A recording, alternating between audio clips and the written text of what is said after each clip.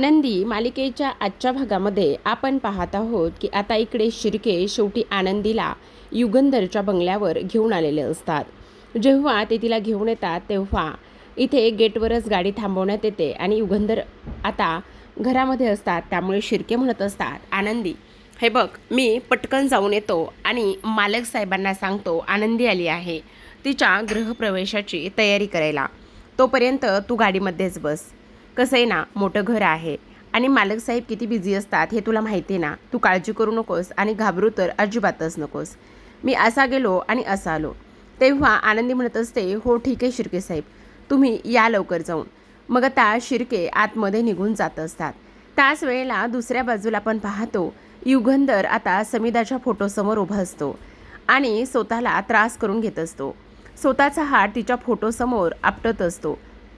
आनंदी बरोबर घेतलेले सप्तपदी, तिच्या गळ्यात घातलेलं मंगळसूत्र, तिला नवरीच्या वेशात पाहिलेलं आणि आज मात्र इथे युगंधरनी समिधाची जागा ही आनंदीला दिलीच कशी आणि मी त्या पोरीचा हातामध्ये घेऊन तिच्यासोबत 7 फेरे सप्तपदी घेतलीच कशी. ह्या सगळ्या गोष्टीचा आता इकडे युगंधरला त्रास होऊ लागतो आणि त्यामुळे हात फोडून घेतलेला असतो. तेवढ्यात शिर्के आलेला असतो आणि शिर्के म्हणत असतो, काय करताय मालक साहेब हे तुम्ही? अहो स्वतःला कशापायी त्रास करून घेताय? हे बघा, असं करू नका ना, असं म्हणून तो त्याला थांबवतो. पण युगंधर म्हणत असतो, नाही शिर्के, मला थांबवू नका. आज मी फार मोठी चूक केली. माझ्या हातून चूक नाही तर फार मोठा गुन्हा घडला आहे. तेव्हा शिर्के म्हणत असतात, हे बघा मालक साहेब, असं काय बी झालेलं नाही. तेव्हा आता इथे तो म्हणत असतो, रामू काका पटकन फर्स्ट एड बॉक्स घेऊन या. नाही, मला कुठलीही मलमपट्टी करायची नाही असं म्हणत असतो. पण शेवटी शिर्के आता लागलेल्या हातावर मलमपट्टी करत असतो आणि त्या हाताला बँडेज बांधून देण्यात आलेलं असतं. त्याच वेळेला आता इकडे रामू काका निघून जातो. मग आता शिर्केला युगंधर म्हणत असतो, मी आज आयुष्यातला खूप मोठा गुन्हा, खूप मोठं पाप केलेलं आहे. हे घर आणि त्याचबरोबर माझ्या आयुष्यात बायकोची जागा फक्त आणि फक्त समिधाचीच आहे. पण आज मात्र मी हा एवढा मोठा निर्णय का आणि कशामुळे घेतलाय मला समजत नाही. त्याच वेळेला शिर्के म्हणत असतो, मालक साहेब हे बघा, असं करू नका. तुम्ही मालक साहेब आहेत, या गावाचा पोशिंदा आहात. आज तुमच्यामुळे कितीतरी घर आणि कितीतरी लोक इथे जगत आहेत. मग तुम्ही असं का आणि कशामुळे वागताय? त्याचबरोबर आता ती म्हणत असते, हे बघ, असं करू नका. तुम्ही एकदा ह्या सगळ्या गोष्टींचा विचार करा ना. मग आता तो म्हणत असतो, कसा विचार करू सांगा ना शिर्के, कसा विचार करू? काय करणार आहे मी नेमकं? आणि त्याचबरोबर ह्या सगळ्या गोष्टी अशा पद्धतीने होत आहेत ना की मला समजतच नाही. आणि त्याचबरोबर आता इकडे तो पुन्हा समिधाच्या फोटोसमोर जाऊन उभा राहतो. समिधाच्या फोटोसमोर उभा राहिल्यानंतर इकडे तो म्हणत असतो, समिधा, समिधा मला माफ कर. मी खरंच खूप मोठी चूक केली. ह्या सगळ्या गोष्टी अशा नको व्हायला होत्या. मी इथे चूक नाही तर गुन्हा केला आहे समिधा. आणि तुझी माझ्या आयुष्यातली जागा मी कोणाला देऊच कशी शकतो? नाही, अजिबातच मी असं करणार नाही आहे. हे बघा शिर्के, मला नाही माहिती काही, पण मी आज जे काही वागलेलो आहे ना ते फार चुकीचं आहे असं तो बोलू लागतो. त्याच वेळेला आपण पाहतो की इथे आता युगंधर म्हणत असतो, हे बघा, काही करा, पण त्या पोरीचं काय करायचं आहे आणि काय नाही ते तुमचं तुम्ही बघून घ्या. मला ह्या सगळ्या गोष्टीमध्ये पडायचं नाही आहे असं सुद्धा आता इथे तो बोलत असतो. आता हे सर्व काही बोलल्यानंतर आपण पाहतो की आता शिर्के म्हणत असतो, हे बघा मालक साहेब, मी तुम्हाला काय सांगायलोय ते एकदा तुम्ही ऐकून घ्या ना. त्याचबरोबर तुम्हाला आणखी एक गोष्ट मी सांगतो. हे बघा, काही जरी झालं ना तरीसुद्धा एक गोष्ट मात्र कायम लक्षात ठेवा. मी तुमचा लहानपणापासूनचा मित्र आहे. एवढा लहानपणापासूनचा मित्र आहे तरीसुद्धा मी तुम्हाला एक गोष्ट सांगतो. मला माहिती ना, तुमचं सगळं काही मला माहिती आहे आणि माझं सगळं काही तुम्हाला माहिती आहे. तुम्ही माझ्यासोबत फक्त देवमाणूस मालकसाहेब नाही आहात, तर बऱ्याच गोष्टी आणि तुमचं आणि माझं नातं आहे. हे बघा, मला माहिती आहे, तुम्ही लहान असतानाच तुम्हाला इथे शिकायचं होतं, तुम्हाला शाळेत जायचं होतं, पण तसं काहीही नाही झालं. तुमच्या वडिलांनी तुम्हाला फॅक्टरीत पाठवलं. मी शिक्षणाचे धडे घेत होतो, पण तुम्हाला शिकायचं होतं आणि फॅक्टरीचे एवढ्या कमी वयात धडे घेऊनच तुम्ही एवढं मोठं अचिव्हमेंट केलेलं आहे. ही गोष्टसुद्धा तेवढीच आहे. हे सुद्धा मला माहिती ना. आणि आज एवढी मोठी फॅक्टरी तुम्ही उभी केली. तुमचं शिक्षणाचं अधुरं राहिलेलं स्वप्न इथे पूर्ण झालं नाही. आणि त्याहूनही सगळ्यात महत्त्वाची गोष्ट मी तुम्हाला सांगतो. मला माहिती आहे तुमच्या आयुष्यात खूप सारी संकटं आली गेलीत. तुम्ही बऱ्याचदा इथे पडून उठून उभे राहिलात, धडपडलात, पण तुम्ही कधी हारला नाही आहेत. मग आज तुम्ही असं कसं वागू शकता? हे बघा, आज असं वागू नका. काही जरी झालं ना तरीसुद्धा तुम्हाला इकडे आनंदीला न्याय मिळवून द्यायचा आहे. आनंदीबरोबर तुम्ही लग्न केलं आहे आणि आनंदीबरोबर लग्न केल्यानंतर तुम्हाला इथे असं पाठ फिरवता नाही येणार. मला माहिती आहे एक मित्र म्हणून मी तुमच्या हाताला लागलेली जखम त्यावर मलमपट्टी तर केलीच आहे. पण तुम्हाला एक गोष्ट सांगू का? हे बघा, मी तुमच्या मनाला झालेल्या जखमा त्या तर मी इथे दुरुस्त नाही करू शकत. मला माहिती आहे समिधा वहिनी आणि तुमचं नातं ह्या फार नाजूक आहे. त्याचबरोबर तुमच्या नात्यामध्ये मी येणारसुद्धा नाही. पण तुम्हाला किती नाही म्हटलं तरीसुद्धा पुन्हा एकदा नव्याने उभं राहावंच लागणार आहे. पुन्हा तुम्हाला एकदा नव्याने इथे ह्या सगळ्या गोष्टींचा विचार करावाच लागणार आहे. आनंदीसोबत तुमचं सगळ्या गावकऱ्यांसोबत समोर लग्न झालं आहे. मग तुम्हाला आता अशी पाठ फिरवून नाही चालणार आहे. आनंदीला मी घेऊन आलोय. ती गाडीत दारात वाट बघते. तिच्या गृहप्रवेशाची तयारी करावी लागणार आहे. त्याच वेळेला युगंधर म्हणत असतो, नाही शिर्के, आत्ता तर मी हे सगळं काही नाही करू शकत. कारण तुम्हाला एक गोष्ट सांगू का? आनंदीला तुम्ही आता आपल्या फॅक्टरीच्या हाऊसमध्ये ठेवा. फॅक्टरीच्या गेस्ट हाऊसमध्ये ठेवा आणि त्यानंतर तिला तिथे काहीही कमी जास्त पडता कामा नये. काही जरी झालं तरी तुम्ही तिची व्यवस्थित काळजी घेणार आहात, असं तो बोलत असतो. त्याच वेळेला आता शिर्के म्हणत असतात, ठीक आहे, तुम्ही म्हणाल तसं. असं म्हणून शिर्के जाऊन आनंदीला सांगतो, आनंदी, थोडासा प्रॉब्लेम झाला आहे. कारण एक गोष्ट सांगू का? हे बघ, आता मालक साहेब ना त्यांचं शेड्यूल हे फार बिझी आहे. त्यामुळे आता त्यांचे नातेवाईकसुद्धा इथे घरी नाही येतं आणि त्यामुळे तुझा गृहप्रवेश करण्यासाठी तिथे कुणीही नाही आहे. मग आत्ता ना मालक साहेबांनी असं सांगितलं आहे की फॅक्टरीच्या रो हाऊसमध्ये तुला ठेवायचं आहे. त्याच वेळेला आनंदी म्हणत असते, हो शिर्के साहेब, काही हरकत नाही. मालक साहेब बिझी आहेत म्हटल्यावर काही हरकत नाही. ते नक्की येतील आणि तुम्ही म्हणाल तसं. मग आता इकडे लगेच शिर्के तिला घेऊन तिकडे निघालेले असतात. आता आनंदी म्हणत असते, इथे शिर्के साहेब, मला तुम्हाला काहीतरी विचारायचं आहे. तेव्हा शिर्के म्हणत असतात, हा आनंदी, विचार ना. मला सांगा शिर्के साहेब, आबा मला म्हणाले होते, जेव्हा आपण एखाद्या घरची सून म्हणून जातो तर तिथल्या चालीरीती, त्यांची बोलीभाषा, परंपरा, ह्या सगळ्या गोष्टींचा आपल्याला विचार करावा लागतो. शिर्के साहेब, मला एक गोष्ट सांगा, आम्ही गरीब बिचारे माणसं, आमचा आणि त्याचबरोबर इतर गोष्टींचा लांबपर्यंत संबंध नाही आहे. हे बघा शिर्के साहेब, मी तुम्हाला एक गोष्ट सांगते. आता मालक साहेब हे एवढे श्रीमंत आहेत, त्यांच्या घरातील माणसं आणि त्या सगळ्या गोष्टीमुळे मला त्यांचं बोलणं, त्याचबरोबर त्या घरामध्ये वागणं, ह्या सगळ्या गोष्टी मला अजिबात माहिती नाही आहेत. आणि मी तुम्हाला एक गोष्ट विचारते शिर्के साहेब, मी तिथे कशी ॲडजस्ट करू, काय करू, मला कळत नाही. म्हणजे त्या सर्वांशी माझं जमेल ना? सर्वजण मला समजून घेतील ना? एक सून म्हणून मला त्यांच्या खऱ्याला उतरता येईल ना? त्याचबरोबर इथे मला सगळेजण आपलं मानतील ना? असं आनंदी म्हणत असते. त्याच वेळेला शिर्के म्हणत असतात, अजिबात काळजी करू नको आनंदी. हे बघ, तुला एक गोष्ट सांगतो, काही जरी झालं ना तरीसुद्धा मालक साहेब खूप चांगले आहेत, ते तुला समजून घेतील. आणि तू हिरा आहेस, हिरा. ही गोष्ट जेव्हा मालक साहेबांना समजेल ना तेव्हा तुझं इकडे खूप सगळं काही व्यवस्थित होईल, असं सुद्धा आता इथे ते बोलत असतात. आता ह्या सगळ्या काही गोष्टी बोलल्यानंतर आपण दुसऱ्या बाजूला पाहतो की इकडे आता आबा, त्याचबरोबर आरती आणि आर्ची हे तिघेही जण शांततेत बसलेले असतात. आता हे तिघेही जण शांततेत बसल्यानंतर इकडे आता आर्ची म्हणत असते, काय गं, मला एक गोष्ट सांग, तिथे आता ह्या वेळेला आनंदीताई काय करत असेल? म्हणजे तिचा गृहप्रवेश वगैरे ह्या सगळ्या गोष्टी थाटामाटात झाल्या असतील ना? कळतच नाही. दुसऱ्या बाजूला आता इकडे फॅक्टरीच्या रो हाऊसमध्ये शिर्के आनंदीला घेऊन आलेले असतात आणि त्याच वेळेला आता इकडे ते म्हणत असतात, हे बघा, आता ह्या आनंदी मॅडम आहेत, म्हणजे मालकीनबाईच आहेत, त्यांना आजची रात्र ह्या रो हाऊसमध्ये राहायचं आहे. त्यामुळे त्याची काळजी तुम्हाला घ्यावी लागणार आहे. आणि त्याचबरोबर इथे आनंदी मालकीनबाईला काहीही कमी पाडता नये.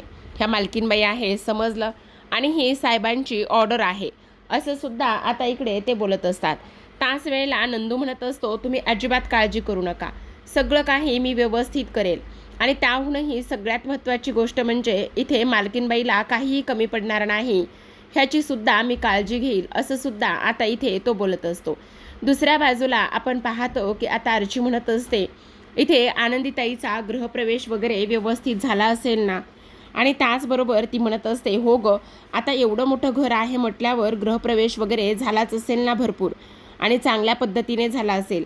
पण आबा मला एक गोष्ट सांगा, आपण कोणीतरी एक माहेरची पाठ राखीन म्हणून तिच्याबरोबर जायला हवं होतं ना, पण आपण तर तिच्याबरोबर कोणीच गेलो नाही आहोत. त्याचबरोबर आपण पाहतो हे सगळं काही झाल्यानंतर आता आबा म्हणत असतात, अगं ये पोरींनो, जरा गप्प बसणार आहात का? किती आणि काय काय बोलणार आहात? हे बघा, ह्या सगळ्या गोष्टी बोलण्याची आत्ता ही वेळ नाही आहे. आत्ता जर तुम्ही हे सगळं काही बोलत बसाल ना, तर तिकडे आनंदीला उचक्या लागत असतील. तेव्हा आर्ची म्हणत असते, हो मग आनंदीताईला उचक्या लागल्यानंतर लगेचच मालक साहेब तिला पाणीसुद्धा देत असतील ना, असं ती म्हणत असते. आणि तेव्हा आबा म्हणत असतात, बाद झालं ग आता, किती आणि काय काय बोलणार आहात, जरा गप्प बसणार आहात का? चला चला आता झोपायचं नाही आहे का? असं म्हणून आता आबा त्या दोघींनाही शांत करत असतात. पण ह्या दोघींनासुद्धा आनंदीची फार आठवण येत असते. त्याचबरोबर आता इकडे आबा म्हणत असतात, खरं तर आनंदी एवढ्या लवकर कशी मोठी झाली ना ते कळलंच नाही आहे. म्हणजे बघा ना, आपण काय करत होतो आणि काय झाले आपल्यासोबत, असं आता इकडे आबा म्हणत असतात. त्याचबरोबर आनंदी आता इकडे त्या घरात सुखाचा संसार करो असं सुद्धा ते लोक बोलत असतात. सोबतच आता आरती म्हणत असते, हो आबा तुम्ही काळजी करू नका. खरं सांगू का तुम्हाला, आनंदीला आपण इकडे खूप मायेने प्रेमाने जपलं आहे. आणि त्याहूनही सगळ्यात महत्त्वाची गोष्ट म्हणजे ती आपल्या कोणत्याही संस्काराला तडा जाऊ देणार नाही. त्याचबरोबर आनंदी ही खूप हुशार आहे, आपल्याला माहिती आहे ना. मग ती त्या घरच्या रीतीभाती, त्याचबरोबर सासरच्या माणसांची मनं, हे सगळं काही ती नक्की जिंकून घेईन बघा, असं सुद्धा आता इथे ते लोक बोलत असतात. आता हे सर्व काही बोलल्यानंतर आपण पाहतो आबा म्हणत असतात, बरं बाई पोरींनो, आता ह्या गप्पा आणि हे सगळं खूप झालं. मी काय म्हणतो, चला आता झोपायचं नाही आहे का? मला तर माहिती आहे आपली आनंदी खूप हुशार आहे म्हणून, पण हुशार आहे तर आता इकडे ती कधी येईल आबा? अगं असं काय करतेस, ती आता 5 परतणीला येईलच ना, मग तेव्हाचं तेव्हा बघू. तर इकडे आता लगेचच जे काही शिर्के आहेत त्या शिर्केंनी आता इथे नंदूला ही सगळी काही जबाबदारी सांगितलेली असते.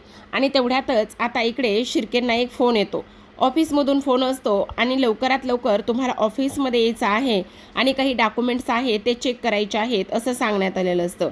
आणि त्यामुळे आता इकडे शिर्केंना ताबडतोब जावं लागतं. आता शिर्केंना ताबडतोब जावं लागल्यामुळे इकडे आता सर्व काही जिम्मेदारी ह्या वॉचमॅन नंदूवरच आनंदीची त्यांनी दिलेली असते. आणि सांगितलेलं असतं की काही जरी झालं तरी मालकीनबाईला कोणत्याही गोष्टीची कमी पडता कामा नये. मग आता आनंदी, ऐक ना बाळा, मला लवकरात लवकर जावंच लागणार आहे, ऑफिसचं काम आहे ना त्यामुळे. आणि त्याहूनही सगळ्यात महत्त्वाची गोष्ट, मी लवकरात लवकर येतो, तू अजिबात काळजी करू नकोस. तुला काही लागलं पाहिजे, हवं असेल तर ह्याला सांग, तो नक्कीच तुला सगळं काही देईल. आता इकडे नंदू, शिर्के निघून गेल्यानंतर नंदू आता दरवाजा उघडण्याचा प्रयत्न करत असतो. पण दरवाजा उघडत असताना मात्र कोणतीच चावी त्या दरवाजाला बसत नाही. मग कोणतीच चावी दरवाजाला न बसल्यामुळे आता इकडे त्याची चांगलीच धांदल उडालेली असते. आता आनंदी तर अशी दारात उभी राहिली आणि चावी तर कोणतीच बसत नाही. मग आता तो धावतच आनंदीकडे येतो आणि म्हणत असतो, मालकीनबाई माफ करा, ह्या चावीच्या जुडग्यामध्ये ना कोणतीच चावी नाही आहे ह्या फार्म हाऊसची. मी काय करतो, पटकन जातो आणि चावी घेऊन येतो, तुम्ही तोपर्यंत इथेच थांबा, तुम्हाला काळजी करण्याची आणि घाबरण्याची काहीच गरज नाही. असं म्हणून तो आता चावी आणायला जातो. युगंधर हा घरामध्ये असतो. त्याच वेळेला आता युगंधर विचार करत असतो, मी आत्ता जो काही निर्णय घेतला आहे त्यामुळे आनंदीला वाईट तर वाटणार नाही ना. म्हणजे मी आनंदीला तिकडे राहायला सांगितलं आहे, पण पुन्हा एकदा नकळतपणे मी तिच्यावर अन्याय तर करत नाही आहे ना. आणि ती पोरगी रात्रभर कशी राहील, काय करील, तिला कोणत्याही गोष्टीची कमी पडता कामा नये, असा युगंधर विचार करतो. त्याचबरोबर आपण पाहतो की आता नंदू हा चावी आणायला गेलेला असतो. जेव्हा नंदू चावी आणायला जातो त्यावेळेला मात्र इकडे आनंदी आता एकटीच असते आणि तेव्हा दुसऱ्या बाजूला हा युगंधर आता शिर्केंना फोन लावत असतो. आता तेवढ्यातच मुसळधार पाऊस येतो. आनंदी विचार करत असते, काळोख आहे बहुतेक आणि विजा आणि त्याचबरोबर सुसाट वारा आहे, बहुतेक पाऊस येणार आहे. आणि नेमका त्याच वेळेला पाऊस यायला सुरुवात होते. आता नेमका त्याच वेळेला पाऊस आल्यानंतर आपण पाहतो की इकडे आनंदी खूप जास्त घाबरलेली असते. तेव्हा ती तिची जी काही काठी आहे ती काठी बाहेर काढते. काठी बाहेर काढल्यानंतर आपण पाहतो की आता आनंदी म्हणत असते, काय करावं ना काही कळत नाही. हा पाऊस पण आत्ता ह्या वेळेला कुठे आलेला आहे. आणि तेव्हा ती म्हणत असते, हे नंदूदादासुद्धा कुठे गेलेत ना, ती सुद्धा गोष्ट कळत नाही आहे. नेमकं काय झालेलं असेल असा विचार ती करू लागते. त्याचबरोबर आता इकडे एवढा पाऊस असतो की त्यामुळे इथे आनंदी पूर्ण ओलीचिंब झालेली असते.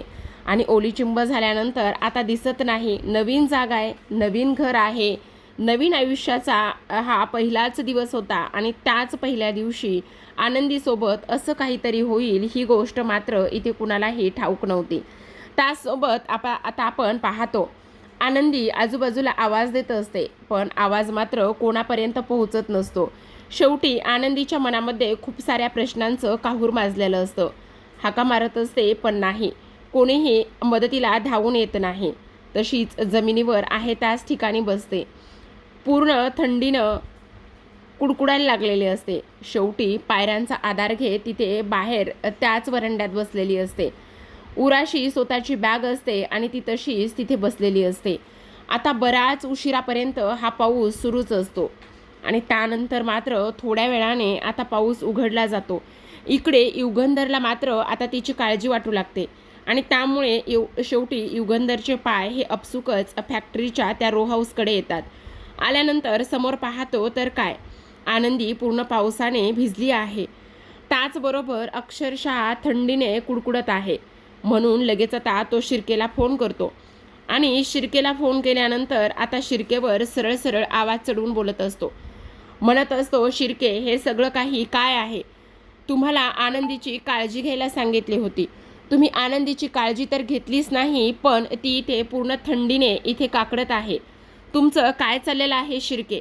असं तो बोलत असतो. त्याच वेळेला आता इकडे शिर्के म्हणत असतात, मालक साहेब मी नंदूला सगळं काही सांगून आलो होतो. मग आता तो लगेचच म्हणत असतो, मी ताबडतोब तिकडे आलो. आणि शिर्के येत असतो. त्याच वेळेला आता इकडे युगंधर आनंदी आनंदी म्हणून आवाज देतो, आनंदी मी आहे. त्याच वेळेला आता आनंदी म्हणत असते, मालक साहेब तुम्ही.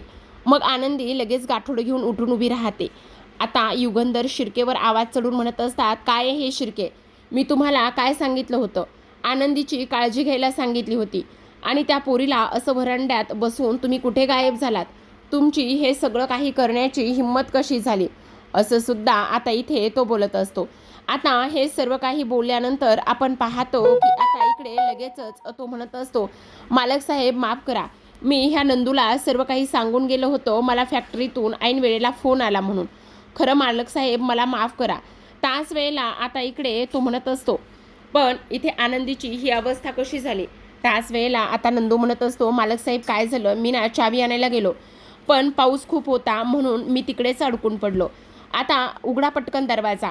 आनंदी हे बघ, फॅक्टरीतून काही साड्या आणल्यात, पूर्ण थंडीने ओली झालीस, तू लवकरात लवकर कापडं बदलून घे. आणि त्याच वेळेला आता इकडे आनंदी म्हणत असते, मालक साहेब पण आपण घरी कधी जायचं? तेव्हा युगंधर म्हणत असतो, ते मी तुला लवकरच कळवतो, त्याची काळजी तू नको करूस. आता युगंधर निघून गेलेला असतो आणि त्याच वेळेला आपण पाहतो की आता इकडे शिर्के म्हणत असतात, आनंदी हे बघ, मालक साहेब थोडेसे बिझी असतात ना, त्यामुळे ह्या सगळ्या गोष्टी होत आहेत, तू काळजी करू नकोस. मालक साहेबांच्या घरी आत्ता कोणी नाही आहे ना तुझा गृहप्रवेश वगैरे करायला, आणि मालक साहेबांनी सांगितले ना की वेळ आल्यावर ते तुला सगळं काही सांगतील. तू अजिबात काळजी करू नकोस, ह्या साड्या घे आणि बदलून घे.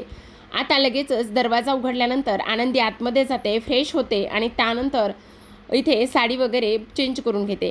मग आता शिर्के आनंदीकडे जातो आणि आनंदी म्हणत असते, शिर्के साहेब मला एक खरं खरं सांगा, मालक साहेबांना काही प्रॉब्लेम तर नाही ना? म्हणजे मालक साहेबांनी माझ्यासोबत लग्न केलं आहे पण ते मला घरी घेऊन जायला नकार देत आहेत, म्हणजे काही झालं आहे का शिर्के साहेब? तेव्हा शिर्के म्हणत असतात, आनंदी अगं असं काय करतेस? हे बघ काही झालेलं नाही आहे.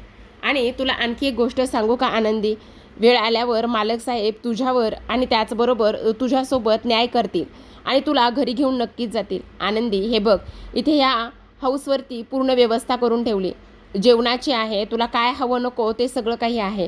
तुला भूक लागली असेल ना, तू 2 घास खाऊन घे. काही लागलं तर मला फोन कर, इथे नंदूसुद्धा आहे. काळजी करण्याची काहीही गरज नाही आहे बघ आनंदी. त्याच वेळेला आनंदी म्हणत असते, हो शिर्के साहेब, मला तुमच्यावर आणि मालक साहेबावर पूर्ण विश्वास आहे, पण तरीसुद्धा मनामध्ये काही गोष्टी आल्या म्हणून मी तुम्हाला विचारते. तेव्हा शिर्के म्हणत असतात, तुला माहिती ना आनंदी, मालक साहेबांचं मन किती मोठं आहे म्हणून तू अजिबात काळजी करू नकोस. सगळं काही व्यवस्थित होणार आहे आणि सगळं काही व्यवस्थित झाल्यानंतर आता एक गोष्ट मात्र तू कायम लक्षात ठेवायची आहे आनंदी. हे बघ, इकडे तू आता अशी तशी नाही आहेस. तू आता इकडे कोण आहेस, तर तू आता इकडे निंबाळकर घराण्याची सून आहेस. ह्या गोष्टी तुझ्या लक्षात येत आहेत का आनंदी? आणि त्याचबरोबर तुला तुझा मान आणि ते सगळं काही लवकरच मिळणार आहे, असं सुद्धा आता इकडे शिर्के म्हणतात आणि तिथून निघून जातात. त्याचबरोबर शिर्के आता मनामध्ये म्हणत असतात, काही जरी झालं तरीसुद्धा आता इकडे आनंदीचा इकडे सून म्हणून स्वीकार करणं फार गरजेचं आहे. ते म्हणजेच की इथे मालक साहेबांच्या बहिणाबाईंनी त्यांना आनंदी सून म्हणून इथे आवडेल का, किंवा त्या तिला सून म्हणून स्वीकार करतील का, हे देवी आई अंबाबाई तुझ्याकडेच, तूच आता ह्या सगळ्या गोष्टींवर लक्ष ठेव, असं शिर्के म्हणतात आणि देवाकडे प्रार्थना करत असतात.